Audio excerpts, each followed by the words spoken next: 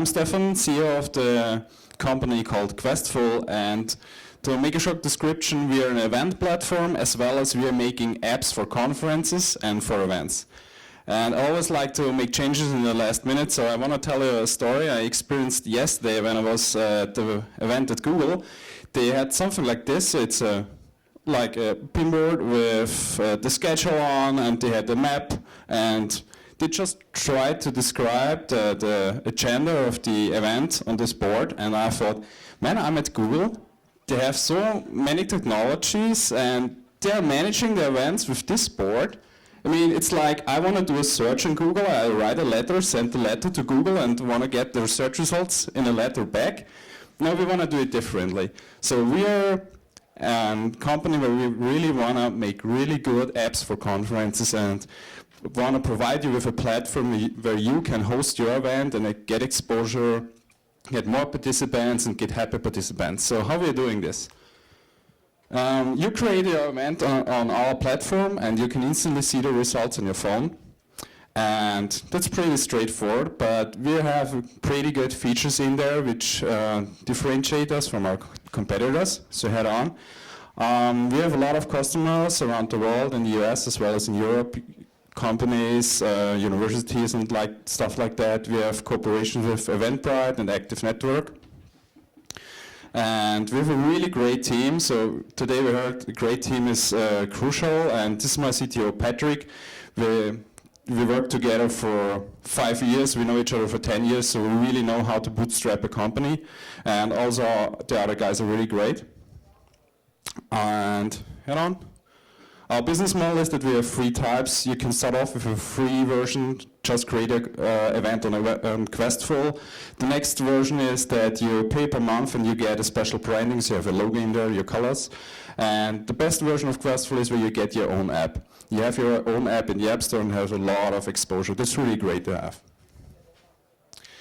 Yeah, we know that we have a couple of competitors, but we also know how we can differentiate us from them and how we can be better. So we are on the one hand cheaper and we have more features. We want to go over this very quick because we only have 3 minutes of time, but we can have a look at that afterwards. So we're looking for a 500,000 seed fund to achieve certain goals. So we want to have a development team and a sales team in the US and go international later on with round A. We have a pretty clear exit plan. A lot of companies are who have been in our business were acquired by a lot of companies. So that's pretty clear for us. Head on. And in the end, I want to thank you. Core technology in the background, where we are developing stuff to better handling Q&A. So if you post thousands of questions at a big conference, we have an analyzer in there to reduce that to the most 10 most important categories of questions. That's one thing.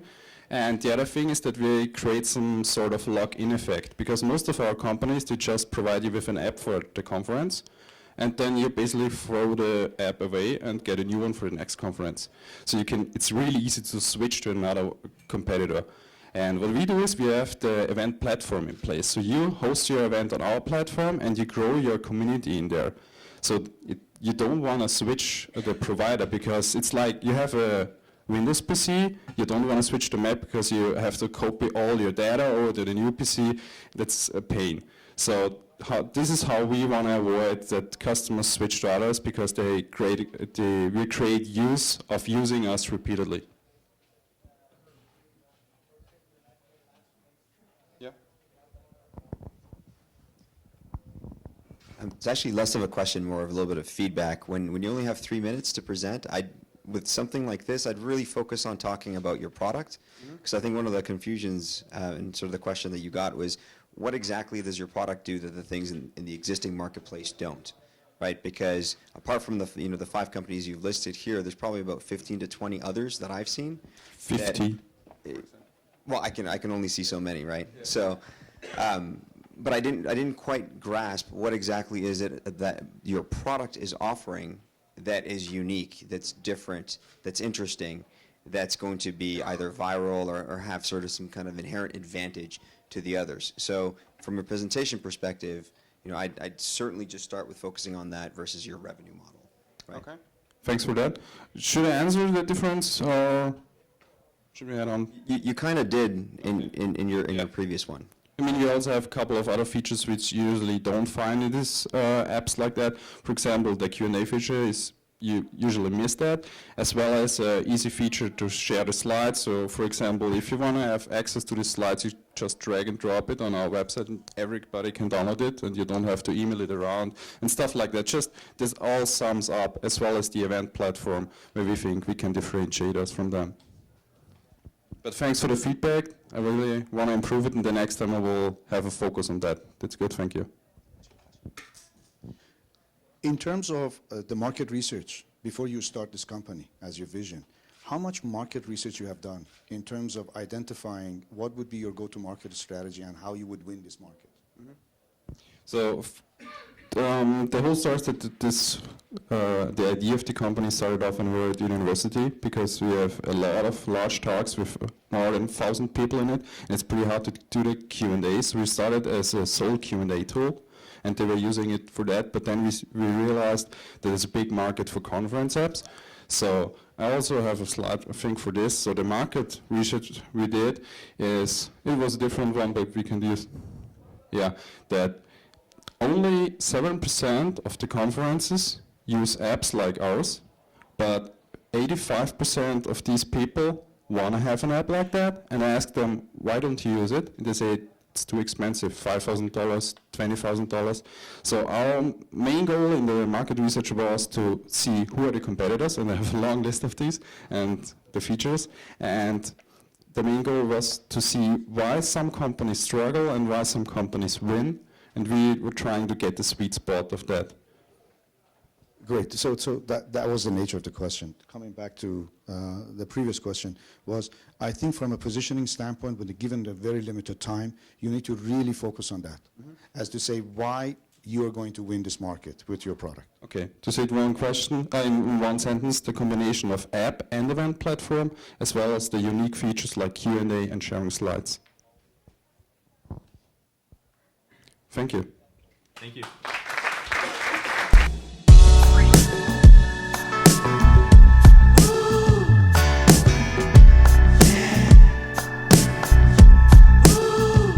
There's a famous problem in mathematics and economics called the stable marriage problem.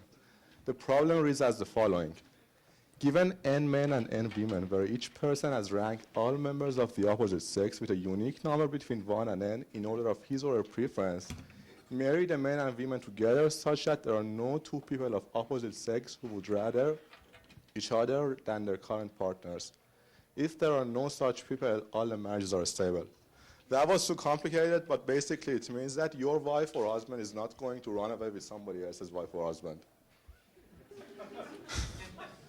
Inspired by the stable marriage problem, we have created the first and only dating game, Floret, where you can anonymously rank suggested people, and Floret will find your perfect or stable match.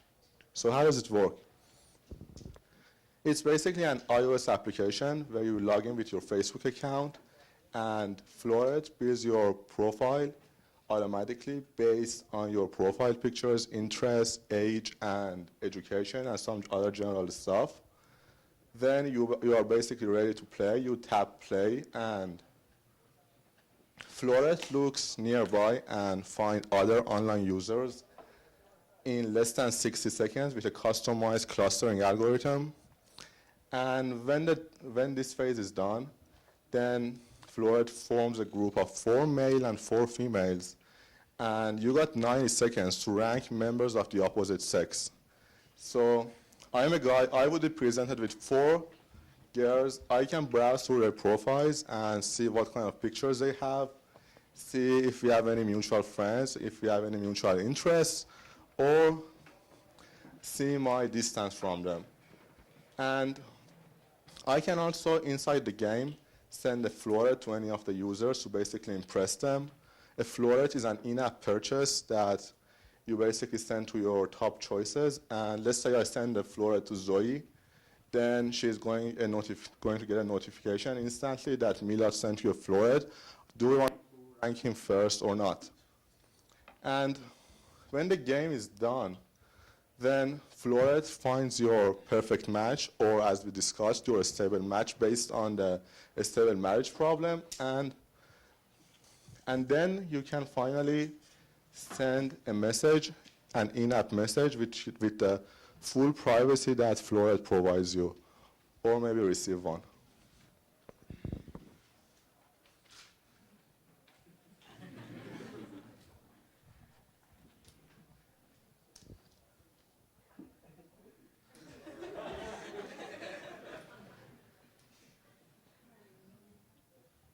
Thank you.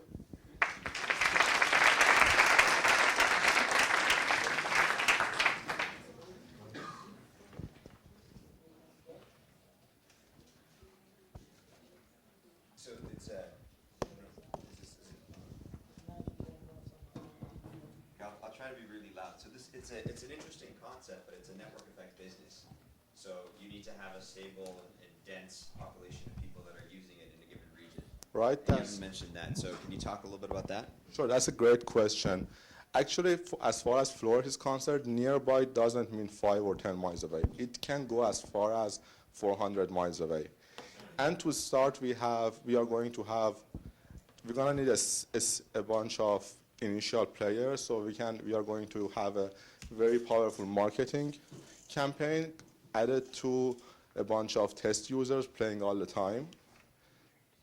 And the good point is that our clustering algorithm is on the cloud, so it's going to be fine-tuned with our marketing campaign, and our marketing campaign is going to be fine-tuned with our algorithm. So I have a question for you as well. Have you used dating apps yourself? And if so, what did you think was the biggest kind of problem that you're solving for? Because, I mean, there are apps that have elements of this as well already on the market in some ways.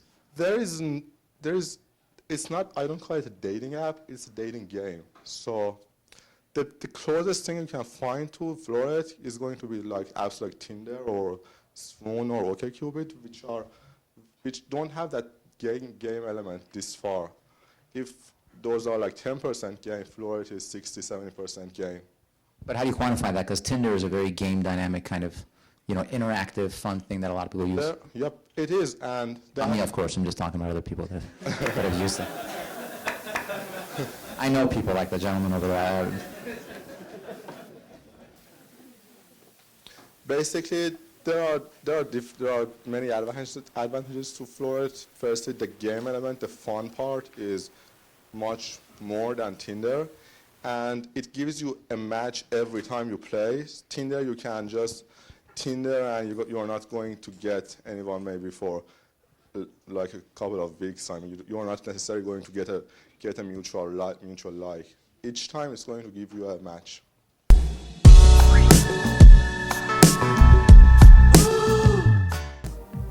It's time to get rid of your bike key. One less thing to carry, and no more lost keys or endless searches to find them, because BitLock is replacing your bike key with your smartphone. To use BitLock, simply walk up to your bike and press the button on BitLock to open it. BitLock senses your proximity and knows who you are. You don't even have to touch your phone. It works like magic. When you reach your destination, simply press the button on BitLock again to lock your bike and walk away from it. BitLock disables itself once you get 3 feet away. Alternatively, you can lock and unlock BitLock directly from the app. Every time you interact with BitLock, your bike location is bookmarked using your phone's GPS, so you'll never forget where you parked. BitLock app can also map your ride and provide statistics on how many miles you cycled, calories you burned, and how much CO2 emission you've saved.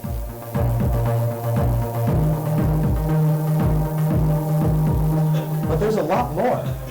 With BitLock app, you can share the location and access of your bike with anyone you wish. You may set up a private or public profile for your bike and share that information with others.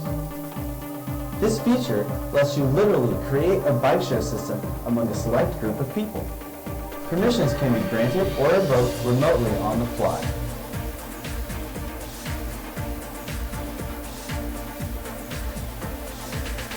BitLock app allows you to manage permissions by creating groups and adding people and bikes to these groups.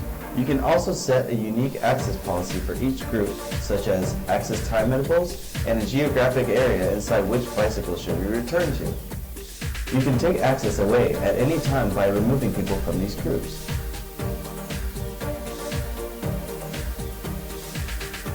PitLock has a battery life of 5 years, so there's no charging needed. Plus, you get a notification on your phone when it's time to replace the battery. PitLock uses encryption found in online banking systems, and it's made of cut-resistant steel. It is also waterproof to withstand harsh weather conditions. So if you have an extra bike sitting in your garage gathering dust, why not take it out and use PitLock and share it with your neighbors? If you have a guest staying at your house, you can give them temporary access to your bike to explore the city. Use PitLock to share your bike with friends on school campus, family members, roommates, coworkers, and your local community. The possibilities are endless. Okay, I'm just gonna jump to the application space. What you saw in the video was the consumer space, like the consumer vertical, but it has a very wide application space. You can do local low-cost bike sharing on a school campus, resorts, apartments, local businesses, national parks, anywhere that cannot afford the station-based complicated model that cities are currently using.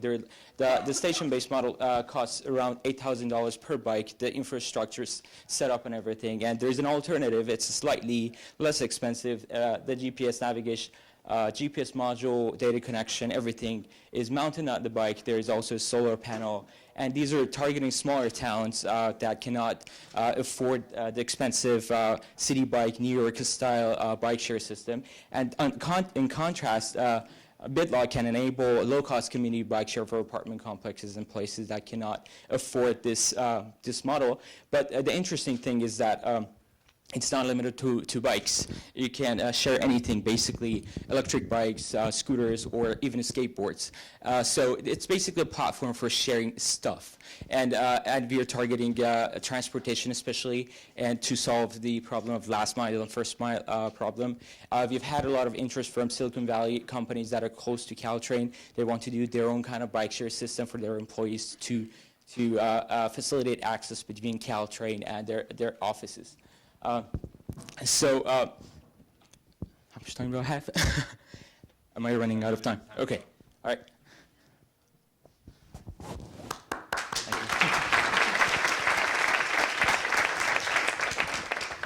I'm happy to start off. First of all, I think it's a fantastic idea. I'm sitting next to one of the investors in Lyft, so very relevant. But you kind of lost me when you went to the pivot of ride sharing, because first it was about a lock.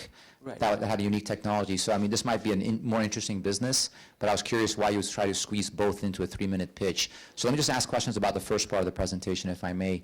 How big is the bike lock market, A, and what unique patent do you have which prevents others from replicating your technology? Right. The lock is patent pending, and There's no prior art? There's no prior art. We've done like complete patent search, and this is like a solid patent. It's actually very broad patents on peer-to-peer sharing, and it also includes this lock. It's like 80 pages patent on every aspect of the algorithm, authentication, and everything. And your second question was... How big is the market for bike locks? So consumer lock market is a niche vertical.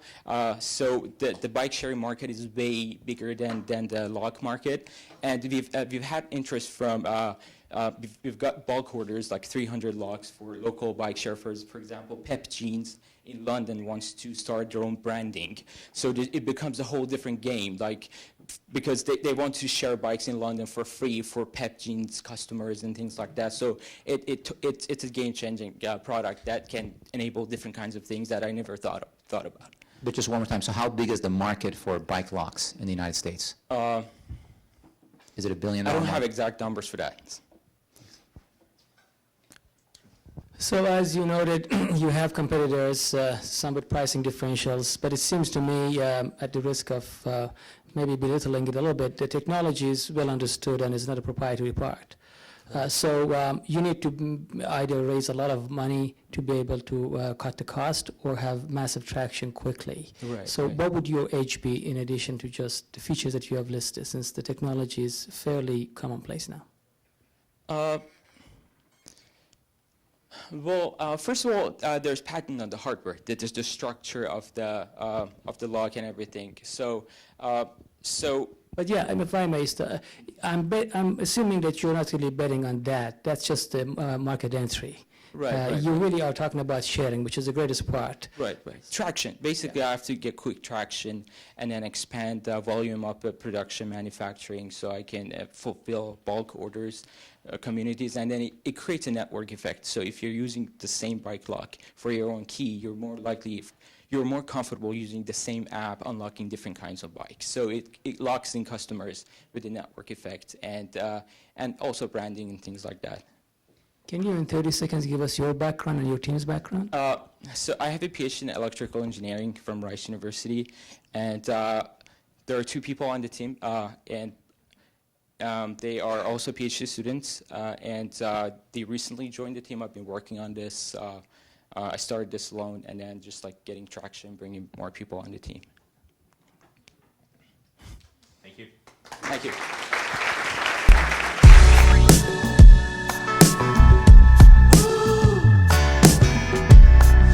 When you all first walked in here this morning, when you didn't know anybody yet, half of you probably stood at that doorway, pretending to be on your phone, but you really weren't. You were scanning the room, thinking to yourself, okay, who should I sit by?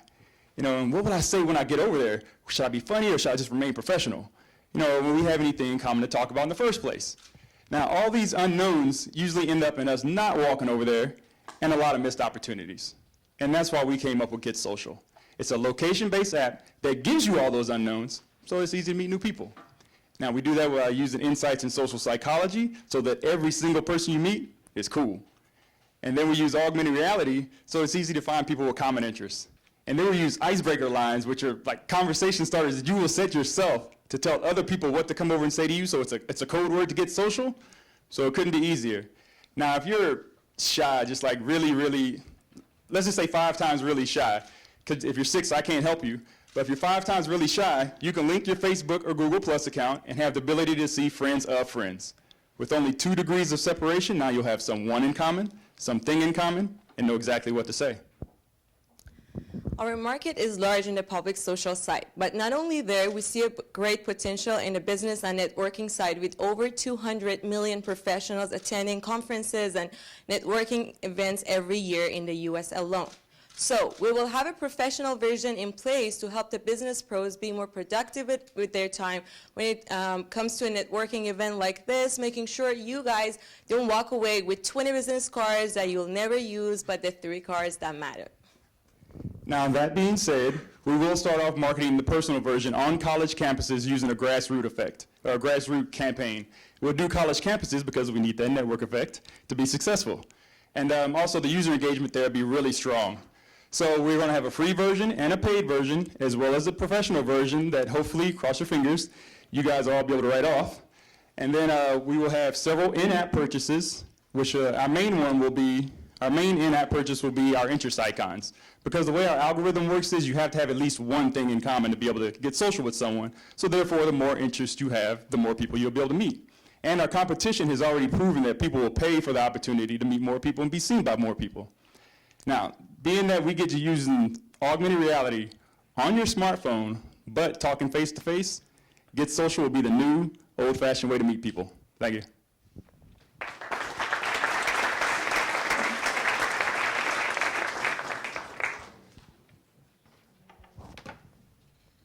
So can you talk a little bit about how the product would actually work? Let's say that I have Get Social and I came in here. How would I actually use it? Okay, there's a couple different ways that you can use it. We have the augmented reality feature, which you could see right here. You could hold up your phone, which would be perfect for Google Glass when it comes out, just so you know. And you hold up your phone, and you'll see whatever interests you have in common with other people float over the head. If you don't have anything in common with them, you won't see them. And they also have to have the app on as well. You won't see them. But you can also use, we have a feature where you can tap the radar, and it comes in full screen. So you can do it from your seat, and you can just sit there and look at your screen, and you can swipe through different people's pictures, see what their interests are, and the icebreaker line is. And then you have their picture, so you can look back and see where they are, go on over there and say the code word.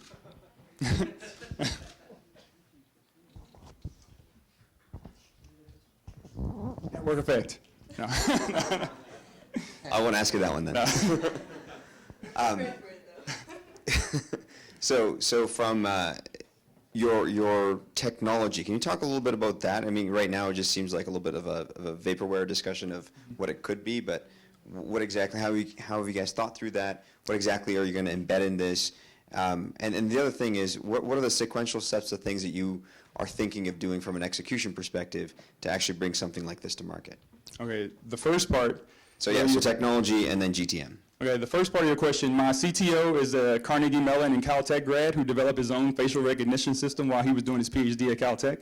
And so he's actually working on that right now. We're trying to use face detection. We're trying to avoid recognition right now, so that is a step that we're still trying to work through because we want to just use that, and that's mainly for the placement of the icon, so it doesn't sit over here or block other people's faces. It's going to be up here.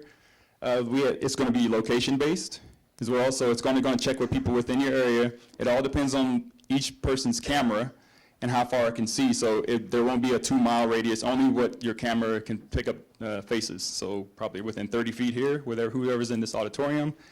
And augmented reality. Oh, augmented reality is another thing that we have that we're going to go through with Wiki2. They have an SDK that's very easy to use. It's cheap, and it works with both iOS and Android. And let's see, face detection.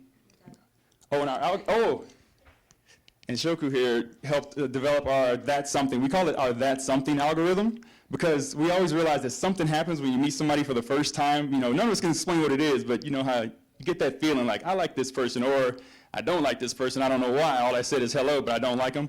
So we call our algorithm That's Something algorithm. And it uses 5 different personality tests, and it puts them all into one. And it only asks you 6 questions in the beginning based on colors, so you can't even cheat yourself and try to be the person you want yourself to be. You take the test, and then we match you up on that and the common interest. So you have to have those match up and then at least one common interest. So that's the whole step through. Did I answer the first question? And then the second one was, again, I'm sorry? Your go-to-market. Grassroots. We got to practice what we preach. I mean, we're sitting here, our whole vision is we just want people to start talking again. We all know that we're all so connected that we're disconnected. And it's sad that I can say that and we all know what I'm talking about. And so nobody even knows their neighbors anymore because we don't talk anymore. So we just want to get people talking again. And so we're going to practice what we preach and grassroots it.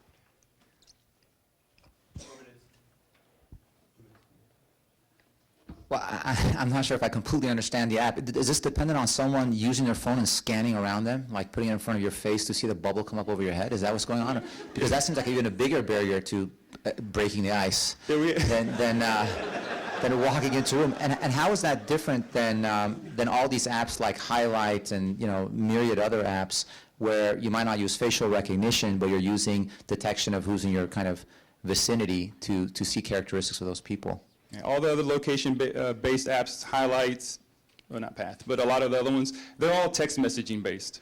You'll see who's in your area, even up to a couple miles away. You can text message them back and forth, and then you can decide to meet up with them later. Ours is what you see is what you get. You can only see within this area right here, and it's all face-to-face. We don't have a messaging feature in here at all. Everything is face-to-face. That's it. And there was another part in there I wanted to get to. The beginning part of your question again, I'm sorry? The scanning. Okay, thank you. So yes, so that's why we also put in the radar, because on college campuses, people do this a lot. I don't know why, but people do this a lot. So it won't be much of a problem there. On the outside it will be, but that's why we put in the radar. So you could just do the full screen radar. It comes up, you could sit like this and swipe through people and look and, okay, I'm going to go talk to her, whatever it is. But when we get Google Glass, we're set. Have you checked the regulatory aspect of this in terms of, there's some news out there that they're going to ban the facial recognition and profiling. So have you thought about that and researched that? Yes, we have. We looked into a lot of that. We're trying to use facial detection right now and trying to use identification, with GPS, your cell phone triangulation, other ways to be able to do it without facial recognition. And there's a lot of things that Google is trying to do that is trying to stop a lot of people from doing facial recognition because the government already uses it. But they're trying to get people to stop using it, and that's because they're coming out with their glass and they want to be the first ones to use it. So we figure if we try to make everything Google-ish, I use that word loosely, Google-ish, then maybe they will be able to help us out. If not, we're going to go with facial detection, identification, sorry. One last question. I actually think this is a good idea. It just seems very early in a market where there's really no adoption of Google Glass, which would probably be the primary method of making this really work. And so how are you going to, for the next 2-3 years, what are you going to do? or 5 years for that matter, where that technology just isn't widely adopted? Yeah, well, the augmented reality, we're trying not to make that our full focus. We're trying to focus on the algorithm part and then the face-to-face communication or actually really connecting with another human being. So we're going to focus on that part. It will be an extra thing that'll be on there, but most of the time people will probably use the radar part of it, where you can go through that and do it. Until the meantime, people will do it for fun. People will try it out. And we have a try-on feature, which is very interesting. If you have a front-facing camera, you can turn it on yourself and see what they look like above your head. So it's gimmicky, but when it does come out, we'll be right there. Thank you. Thank you.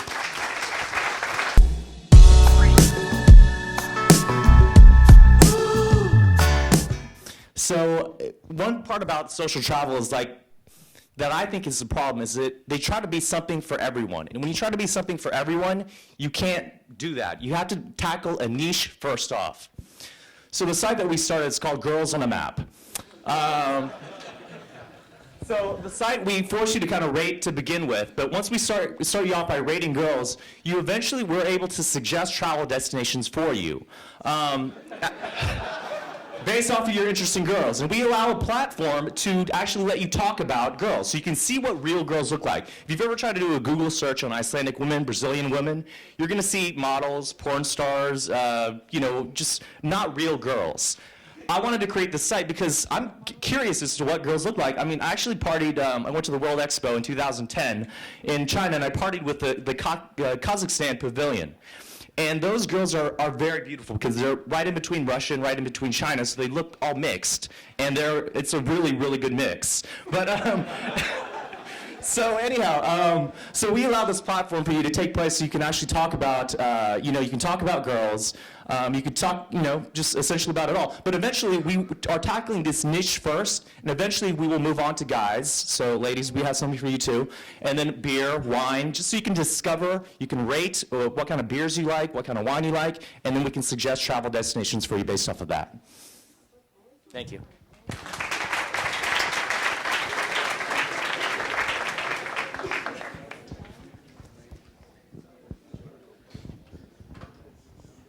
So just tell us about your team. Have you launched anything? What kind of traction do you have, and what is your go-to-market? Okay, so me, like I said, I was a television reporter out of college. I did it for 5 years, worked in San Diego, Columbus, Ohio. And then I went and I joined a startup called Merchant Circle. We sold for $60 million in 2011. I joined that very early stage as heading PR and heading community. So I was able to grow the user base from about 20,000 pre-launch before to about 1 million. So, and that's a notoriously fickle crowd to try to bring online, which is the small business owner. My team, also my lead developer's here. He's in the middle. He's from Rio de Janeiro. He's worked at 2 venture-backed companies. My designer is, he actually worked at Peixe Urbano, which was the TechCrunch International Startup of the Year in 2012, I believe. So that's our team right now. You've seen the site. Daniel's done an amazing job. Did I answer all the questions? Traction? Oh, traction. So we recently just launched it. So this is probably 2 months. But already, if you Google hot girls Rio de Janeiro, hot girls Reykjavik, Iceland, we come up top 5 already. So with very, I mean, we've only been out there for 2 months, and we've only tested those 2 markets. So we already have very, very good SEO to begin with, just because no one's trying to do this yet. Those 930 startups, not one of them was trying to tackle the bachelor demographic for travel. Follow-up. Is your goal for people to use this as an inspiration for travel destination, or are you trying to have them use it while they're there to find people around? Yeah. So it's a platform for people kind of to discover cultures. I mean, there's a lot of people who go out there and they travel with their buddies and they want to do research. They want to figure out where they should go next. So I want this to be travel inspiration for sure, but also when they're there to kind of be able to meet up with people as well. So for instance, people who leave tips, eventually we're going to build it out so that you can reach out to some of these bachelors, some of these guys, some of these girls that are leaving tips and say, hey, I'm going to be out in your city for a little while, and we're going to actually charge them to contact these people because they're like, wingman verified essentially. So when they reach out to them, we'll charge them money, so they will get a cut as well as us. So because a lot of times I've traveled by myself because it's very difficult to find people on a same travel schedule. Does that make sense?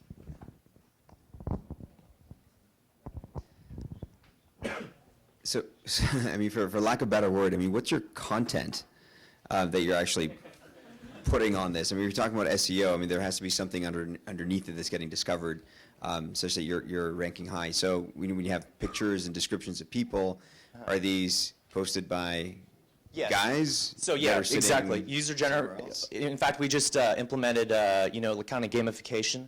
So we give them different status levels. Eventually, we'll work in some rewards.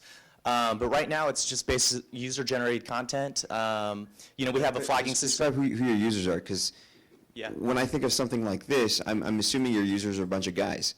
So where are you going to get the pictures of the girls from? So yeah, exactly. It's just, people's on their different travels. For instance, on my blog post, we had, it's filled with comments. So if you get a chance, Google Iceland Women, you'll see my post, and you'll see that people want to contribute knowledge. Guys want to talk about their exploits. Girls want to. I would say 30% of the comments on that board are Icelandic women themselves. So when it comes down to it, people like to brag. They like to talk about what they know and their conquests. So that's essentially our audience is the bachelor demo. And what's your differentiation?